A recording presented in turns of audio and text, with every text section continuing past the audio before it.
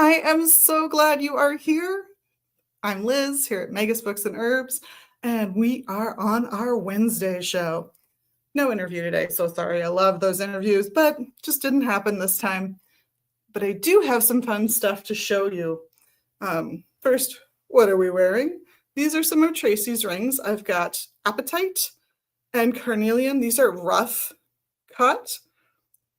So they've simply been set as a rough stone. So think about joy and sunshine and happiness and openness, and you've got the essence of these two beautiful stones. And what am I drinking? You know what? I didn't have time to make tea. I'm just drinking water. That's all I got. That's okay, though. I'll get some tea in an hour. In the meantime, I thought I would show off some of the newer and classic tarot decks we've gotten in. Very excited about some of these. So Tezuka Tarot is a relatively new one. Isn't it fun? I like this one. It's a Los Scarabeo deck. So, it's been imported by Llewellyn Publishing to the US. They are the ones who bring that in. And it's a beautiful deck. Let me show you. It's manga inspired, obviously, but let me show you the lighting.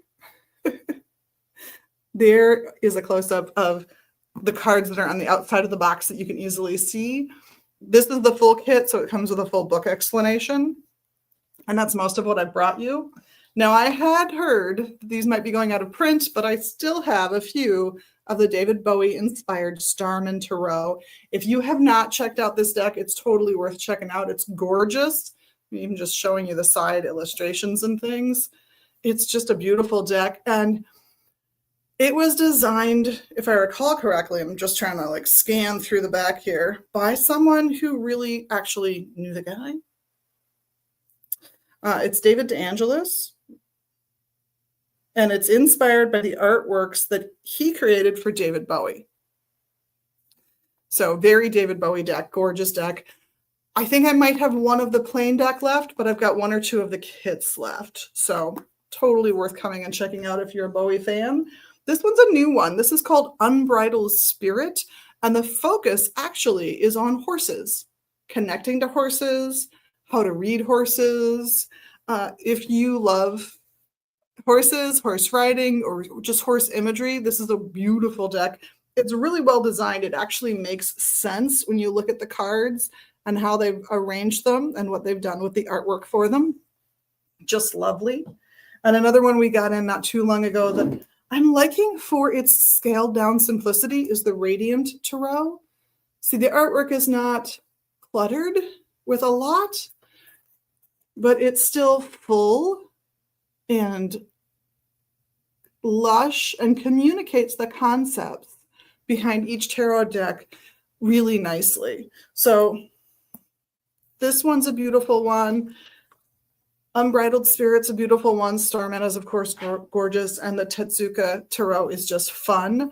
I also wanted to bring this little box in. This is a kit. It feels like I grabbed the empty one, which is fine because they're all sealed except for the empty one. It's a kit that actually comes with a whole bunch of stuff. So if you are looking for someone who's just starting out with tarot but really wants to get into it, there is a deck and booklet in here, not a full-size book, just the booklet, but also the tarot cloth that you want to do your readings on, the tarot bag to hold the little booklet and the deck. And it's just a standard size Smith weight deck. So Pixie Smith, Pamela Coleman Smith, painted what used to be called the Rider-Waite deck. And that's what's in here with gold foil. So you see a lot of gold on the box. It carries through to the edging on the deck and things like that. There are some feathers in case you like to do air blessings or smudging or incense cleansings on your decks. There are some stones for the same reason. Some people love to put stones on their decks to clarify and cleanse the energy. Gosh, what am I missing? I know there are also some tarot tarot card stands. These are little sort of large crescent moon pieces. Don't imagine a thin crescent. Imagine a pretty thick crescent with a beautiful design on the top. So you set that down, and then there's a slit near the back of the design work that holds one tarot card. Now, I love these. It's great if you're studying tarot and you want to focus on a particular deck, or you're doing magic with tarot and you have a particular card that is emblematic of the magic you're trying to accomplish. That's great. But I really like it because if you're going to do a spell and you didn't quite memorize the verbal part of the spell, take an index card, write a spell on it, pop it in there. You have something that's symbolic of the magic you're doing, is gorgeous, and is holding your script for you. You're not nervous about remembering words all of a sudden, and you can focus more on the magic you're doing. Should you have memorized the script? Maybe. It kind of depends on how often you're going to use it, what it's for. There's all kinds of reasons you might or might not choose to memorize the script. But I think these little holders are beautiful for it. We've got a larger style too that will hold a whole sheet of paper. You'd want to laminate it or do it on a file instead of plain paper, like something that would be a little stiffer. It will stand up once it's in the stand. But it's a beautiful little tray with a triple moon insert, all in wood. It's black. Will hold, like I said, a full-size sheet of paper. I just think they're adorable and convenient. So if you're a little self-conscious about maybe not having memorized a piece for your ritual, the words are right there for you. Or if you're just not a memorizer, it's just not what you do, it holds the sheet of paper for you elegantly, cleanly, keeps it out of the way. I just think it's a fantastic addition to anybody's altar. This is stuff. What's happening? What's going on? I do have some exciting announcements. We are planning on a trunk show for some of Jerry's imports because we have moved to what is actually a smaller, healthier, more gorgeous space than we were in last spring. At this location, we just don't have the room to display the profound number of things we have from Jerry. So we're going to do a trunk show for you guys in November. You can come in if you know anyone who likes the hats, the scarves, the bags, the bobbleheads, the stuffies. They're like filled with little beans or something along those lines. The tiny little dolls. There's a couple of voodoo dolls. Oh, what am I missing? I know I'm missing stuff. There are belts. There are mittens. They're fab. And the mittens, by the way, are fantastic. They are fleece lined. And then they're wool knit over that. They're so comfy. And there might be some gloves left in there. There might be some gloves that are also mittens. So they're fingerless gloves that have the cap and the mitten topper on them. They're just divine mittens. But we'll have all of Jerry's stuff out here in the classroom, this room that I'm in now. And you guys can come and get that perfect scarf for that friend of yours. Get that purse. Get that little I bought a purse for my little, at the time, 5-year-old niece. She loved this thing. It was fantastic. Added a little coin purse that she could put in the purse that I got her, which is a little felt job. Big hits, big hits. Absolutely loved it. So whether you're shopping for little kids or grown-ups, there's good stuff in Jerry's collection, and we'll be doing that in mid-November, so be on the lookout for that. But before that, next month, later this month, it's already September, oh my goodness. Later this month, I will be interviewing Emrys, who is the gentleman who makes the wooden magical boards that we sell here. We're talking about like the Enochian communication board, ceremonialist pieces. He really strives with his work to set you up, if you're going to get into ceremonial magic, to be able to do it smoothly, cleanly. There's even scripts partially carved into some of these boards for the ritual you're most likely to use them for. He's even got a board that allows you to change out who you're working with. It's got 3 spots for whose power you're calling on and 3 spots for whose power you're enacting. Fantastic. You want to use this kind of visual help with your magic, but you're doing Celtic deities? That's great. Put them on the board. There is a spot for them on that spirit board. It's fantastic. Well, that gentleman has a book coming out. And it is all about ceremonial magic, how to use it effectively, efficiently, wisely. And we're going to do the book launch here at the shop next month on the Friday the 10th. And I'll be interviewing him coming up later this month on this program. So if you want to see him, hear what he's got to say about ceremonial magic, how useful it is, how easy it can be to operate in. Because I know one of the intimidating things about ceremonial magic is this idea that I have to have all of these very precise things and everything must be absolutely perfect or I can't do anything. It is definitely a system where you cannot easily let perfection impede progress. And he has gone way out of his way to help remove the impediment of the need for perfection. It's practical, it's down to earth, and it's eminently useful. So I recommend the book. I do have the uncorrected proof. I've been perusing. I've enjoyed it. It's good. And I recommend his boards as well. The altar plates, the talking boards, there's all kinds of wonderful things. He's got pendulum boards that are smaller. And these are substantial, by the way. These are heavy wooden pieces, machine carved, and then hand finished by him. Absolutely outstanding work. So those are the two big events coming up. We've got a whole bunch of normal things coming up. I want to say that there is a new coven that's going to be coming in and teaching their introductory courses. It'll be familiar faces, but a new group. They'll look like they'll be starting probably sometime in November.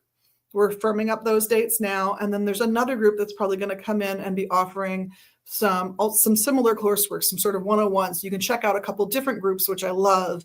I love giving you guys options and helping people find what truly fits them well.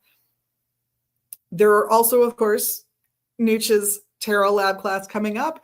Do sign up for that one in advance because seating is limited. She packs this room every month. Even during the Super Bowl, we had a large number of people here, more than I thought would be here during Super Bowl weekend.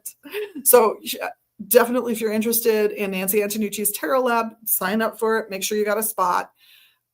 But that is a by donation class, and it happens, I believe it's on the second Sunday of the month, but you can find the details on our website, magusbooks.com. That's magusbooks.com.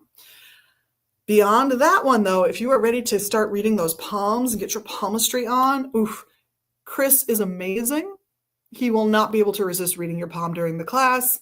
He just so much loves palmistry. He's so fascinated by palmistry, and his depth of knowledge on it is breathtaking.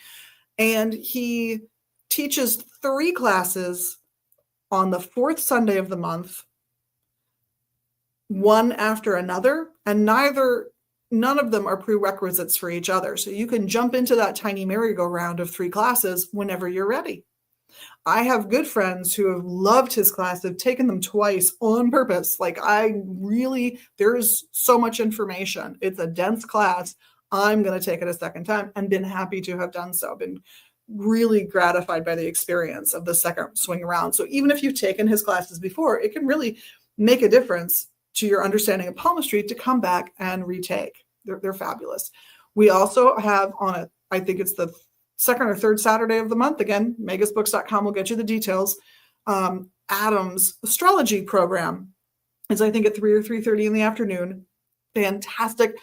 Like Nooch, like Chris, Adam's fascination with his method of divining the meanings of the mysteries of the universe is absolutely breathtaking. He really knows his stuff. He has studied hard. He has studied deep. He has studied under specific astrology. Their perspectives worked into his own as well. So come down and check out that class if you want to get your astrology started. They're fabulous. I'll be doing the year 3 herb classes. They were always a hoot to do. I'm so looking forward to kicking that off tonight. And you can get your Reiki first degree when you're ready. I think that's the second Sunday of the month, but at noon.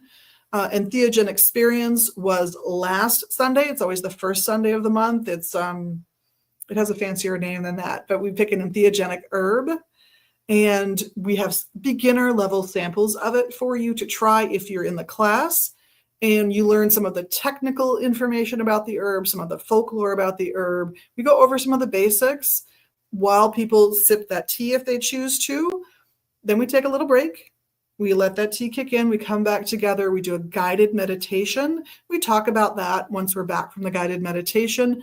But that meditation is designed to help you really push that beginner dose experience as far as you can so that you can determine how effective this particular entheogen is for you. Really fun class to do. I really enjoyed last Sunday's. A shout out to the people who attended. We had a great time.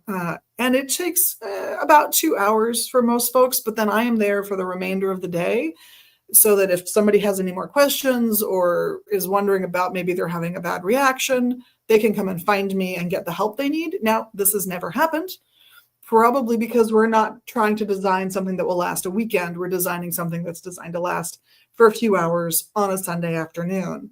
So the dose levels are very beginner oriented, and it's not a requirement that you imbibe. It's just available as a sample if you'd like. Any classes I'm missing? Oh, we are talking about making an intention ornaments class, a Yule ball ornaments class, if you will, coming up probably in early December as a fundraiser. There'll be a baseline cost to cover supplies of $5, but everything you give. And I don't want to announce who it's for until we firmed up plans, but I am excited to support this pagan organization in our local community. So that's some of what's going on, some of what's happening. You'll notice no interviews. So I was scanning the internet, kind of looking for what to talk about today. And something I've run across before, and it made me giggle a little and it made me pause. And it was, what kind of witch are you? And people, of course, will mention I'm an eclectic witch, by which they usually mean I don't come from a particular tradition, or if I did, I don't anymore. And I feel free to mix and match pieces from various traditions, things that I've read or gleaned from the universe into my practice. I don't think there's anything wrong with that as long as you're doing it with respect. And it can lead to fascinating things. One of my most favorite things I ever heard of, never participated in, but know happened right here in the Twin Cities, actually, was an eclectic initiation. So this is an eclectic coven, and they wanted to initiate a new member, but their initiations are all unique. So this particular person had a very strong attachment to the Wizard of Oz. Their initiation was very Wizard of Oz themed, including getting a pair of ruby slippers as the symbolic mark of their initiation. I think that's brilliant. To use something that's already deeply embedded in the person's psyche to tap into the archetypes they've already attached to a set of symbols is, I think, a brilliant thing.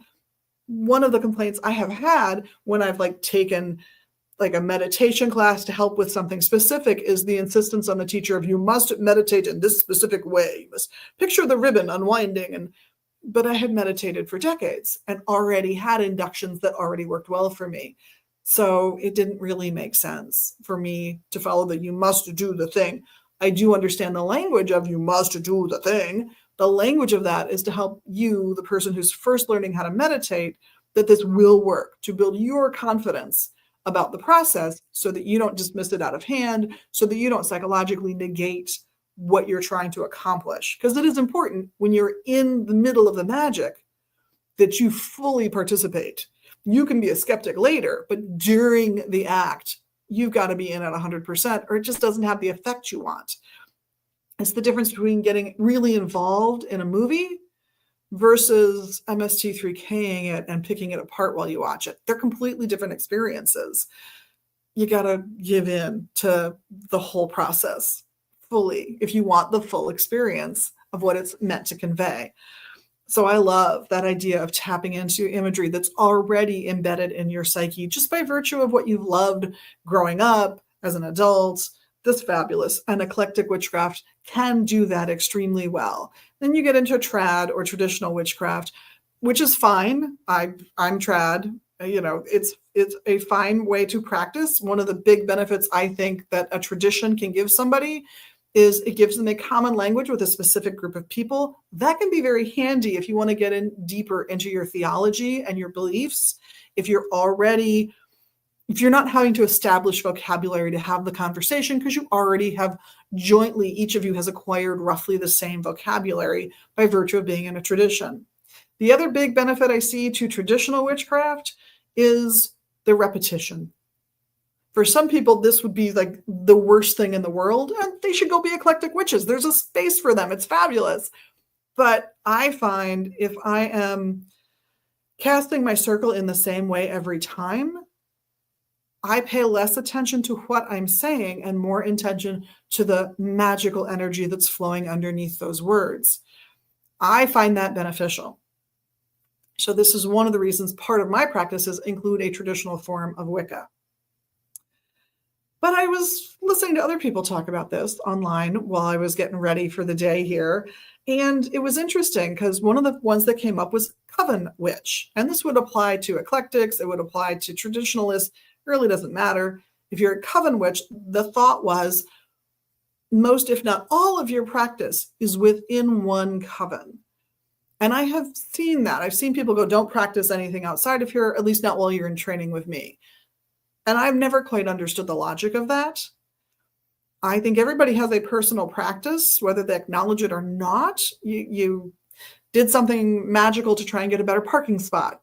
You didn't go to your coven for that. That wasn't a coven working. That was you eclectically trying to get yourself the best parking spot you could.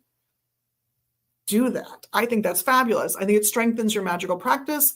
And I think if you're exploring multiple paths, it can strengthen the path you ultimately choose because you've actually explored your options. So I say don't be a coven witch. I say explore.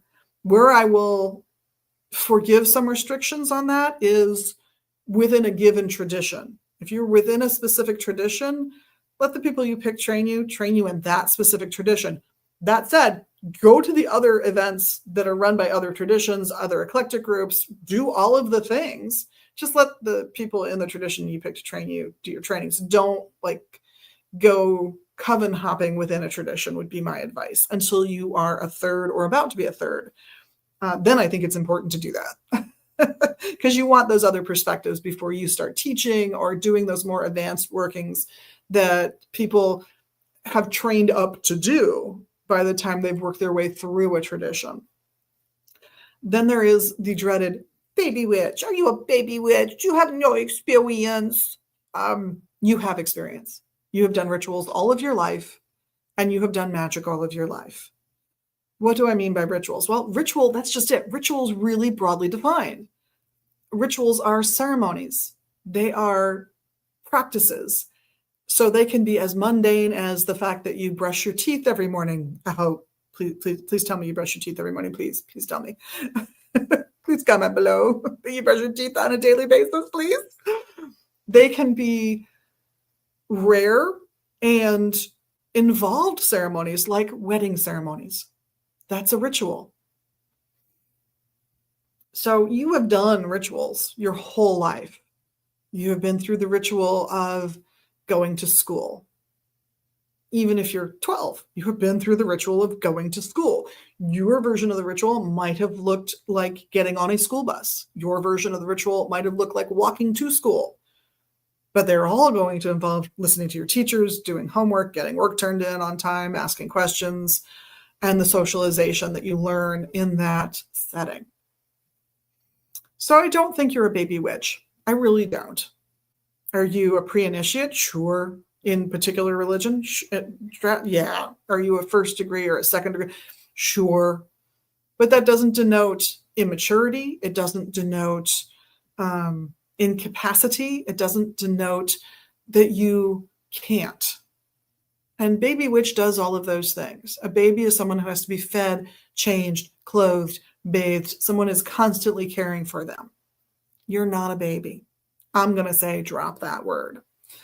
I also don't like the implications then that the person training you is your parent.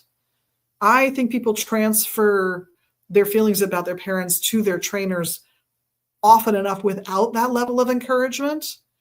They need to work that stuff out outside of coven life, in my opinion, if they're going to be part of a coven. So I don't recommend baby witch, just as I don't recommend mama witch, papa witch, anything like that. I think you're setting yourself up for more complexity than you need. Then there is the death witch. The death witch is someone who likes to work with the ancestors. Ancestral witch is another term you'll hear used with that, but originally what I heard was death witch. So you're a death witch, you work with the ancestors, and this might mean that you help your fellow witches with their ancestral families past.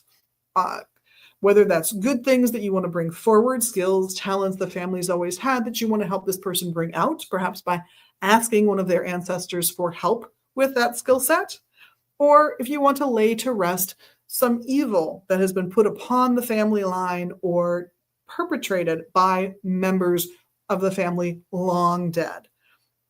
I certainly have my, I say I have my foreign grandparents and my American grandparents. I have a set of grandparents and a parent. The three of them became citizens together. It's the oldest child, their oldest child. So it was the only one of their kids who had to become a citizen under their own steam. So I've got my American family, but I've got my American born grandparents as well. And on that side of my family, they have been here for a very, very, very long time and fought in some very, very, very stupid wars that, yeah, I don't like the side that we're on. I just don't. So a little maybe ancestral taint from some of the philosophies and actions of some of those people in the past. Some definitely did not have those philosophies, but some appear to might have had them. And so let's clear that up. A death witch or an ancestral witch is the kind of person you want to work with for that. And there are also some very good books on the subject as well for tapping into both the positive side of your ancestral heritage and negating the negative side that you want to help clean up. There are green witches out there. Green witches are people who are into nature. They might be gardeners. Frequently, green witch and gardening are confounded. Absolutely, gardening is a form of witchcraft. I put a tiny little stone in the dirt and a soft living thing comes up that can sustain me. Oh, that's witchcraft. Come on, right there. That's witchcraft, right? So green witches tend to be into herbs, plants, cooking, food. Now, this is sometimes contrasted with the hearth witch, who likes all that stuff but isn't gonna garden. They might go wildcraft, but they're not gonna garden. That's way more work than they want to do to get the stuff. Instead, they specialize often in creating things with those resources. So you might be fantastic at growing lavender, but your friend the hearth witch is going to be fantastic at making it into an infused oil, making lavender ice cream, you name it, making lavender baths, sprays, all kinds of projects and things you can do with lavender. That's more the hearth witch side of that, according to some. I sometimes question if that's maybe cutting it a little too fine, but I see the distinction. And that's what I will say about some of the distinctions that some folks are making is like, sometimes I just think you should say you're just a witch that specializes in something. Are you a sun witch or a moon witch or an astrological witch or an herb green witch? Well, I'm an herbalist. So I think, and I don't garden particularly. I have, it's just not a passion of mine. So am I a green witch or a hearth witch? Maybe. But it's not that I don't pay attention to astrology. I pay some attention to it. It's not my passion, but I respect it and I admire those for whom it is a passion. So am I slicing a little too finely there? Maybe. And maybe we should all just be saying that we're witches and put it at that. But we like the distinctions too. So are you a ceremonial witch? Do you like your ceremonial rituals? That can be more of the traditional witch type of thing. But you could also be an eclectic ceremonial witch where you have worked out your very own personal ceremonies, your very own personal rituals for your work, and then you're still a ceremonial witch. The form of traditional Wicca I practice, I often think of as sort of standing between eclectic Wicca and neo-paganism and ceremonial magic. Definitely is influenced by both. Definitely the people involved in creating it had friends and acquaintances in all of those worlds, which is probably also why I'm like, how finely do we want to make these distinctions? But because of that, I have an appreciation for that repetitive ceremonial aspect of what I do. So you could be a ceremonial witch. You could be a solo witch as opposed to, say, a coven witch. Solo witch really is a witch alone. They practice on their own for the most part. I recommend a combo if you can swing it. I love having a coven. I love the social interaction. I love that there's a team of people that we are there for each other when we can be. I love that about coven work, that I will never give up my solo practices. That's just how I am. I'm always going to be doing the thing I want to do. And mine happens to be trad, like a little ceremonial bent and trad. So as for which one, I generally don't share that because it's not a conversation that I want to have. This is what I practice. People have slammed, people have praised because it's been around long enough to get all the treatments. And I just don't like getting into it. I'm like, I am what I am. I am what I am, as Popeye said, right? So in the meantime, whatever kind of witch you are, I hope you embrace it, live it, love it, and share your expertise. If there are folks around you who want to hear more about what you're doing or don't quite do the type of witchcraft and magic you do, but do something else instead that is also valuable and fun, that you get to know them, that you get to share what you do, each of you, with each other, grow and learn from those experiences. I know great astrologers. I will never be an astrologist. I've done my own chart by hand. That's my interest level. I'm genuinely interested in it. It's just not my passion. So I love that I have friends at work, friends in my coven that are far more into astrology than I have ever been. Appreciate those folks. Are they astrological witches? No. I've never heard any of those people refer to themselves as astrological witches. Not once. They might if they watch this and go, oh, that's what I am. But it's not their habit. They have simply been witches, as I have simply been a witch. And it is in working together that we have grown, helped each other, and deepened our friendships and acquaintanceships. I hope you find the same going forward. And since there is no interview and I hear somebody's here and poking around, I'm going to let you folks go. I hope you have a wonderful week. If you can, leave a comment letting me know what kind of witch you are. I'd love to hear about the other 55 types of witches I neglected to mention. In the meantime, have a great week. And on behalf of myself and the whole crew here at Megas Books at 2520 Central Avenue Northeast, of course, in Minneapolis, and online at megasbooks.com. Gosh, I hope we see you here at the shop or online. And in the meantime, know that we really appreciate your magical selves.